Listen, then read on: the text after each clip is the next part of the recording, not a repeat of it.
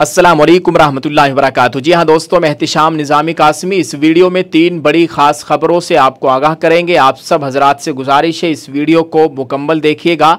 हर किसी के दर्द का एहसास रखते हैं हम, हर किसी के दर्द का एहसास रखते हैं हम, कुछ भी हो सबके साथ खड़े रहते हैं हम।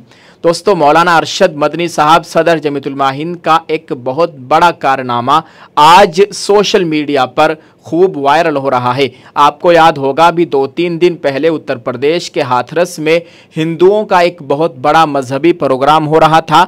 एक बाबा के चाहने वाले हज़ारों की तादाद में हिंदू वहां पर पहुंचे थे। प्रोग्राम ख़त्म होने के बाद वापसी के वक्त भगदड़ मच गई, जिसमें तकरीबन 150 के करीब लोगों की जान चली गई थी और 150 के करीब लोग ज़ख्मी हो गए थे। हुकूमत ने भी इन तमाम हज़रात को मुआवजा देने का ऐलान किया है, लेकिन जमीयतुल उलमा हिंद ने इसमें बहुत बड़ा दिल दिखाया है।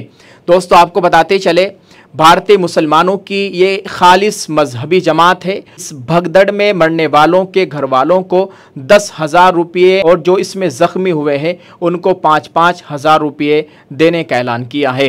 दोस्तों, आपको बताते चले, ये जानकारी जमीयतुल उलमा हिंद के सदर मौलाना अरशद मदनी साहब ने खुद ही से दी है। मौलाना अरशद मदनी साहब ने कहा है कि जमीयतुल उलमा हिंद के वफ़द का हाथरस दौरा, वफ़द की मुतासिरीन से मुलाकात में महलूकीन के वरसा को यानी जो मर गए उनके घर वालों को 10,000 रुपये और जख्मियों को 5,000 रुपये की माली मदद दी गई है। फ़िरका परस्त दिलों में फासला पैदा करते हैं। मौलाना अरशद मदनी साहब ने कहा कि फ़िरका परस्त दिलों में फासला पैदा करते हैं और जमीयतुल उलमा हिंद दिलों को जोड़ने का काम करती है। आज मौलाना अरशद मदनी साहब के इस काम की सोशल मीडिया पर खूब चर्चा हो रही है। हम आपकी राय चाहते हैं, आप इस ताल्लुक से क्या कहेंगे कमेंट में लिखकर ज़रूर बताइएगा और इस वीडियो को शेयर कर दीजिए। स्क्रीन पर आप एक और वीडियो देख सकते हैं। इस वीडियो को लेकर यह दावा किया जा रहा है कि ये इंडिया के किसी एक मदरसे की वीडियो है।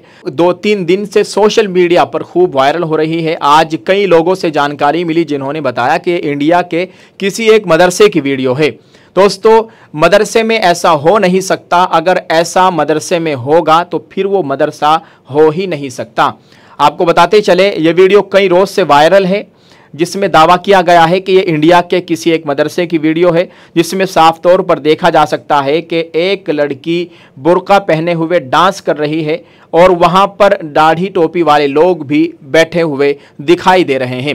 दरअसल ये वीडियो 2023 की है और बांग्लादेश के किसी एक स्कूल की वीडियो है जहाँ पर कोई प्रोग्राम हो रहा है।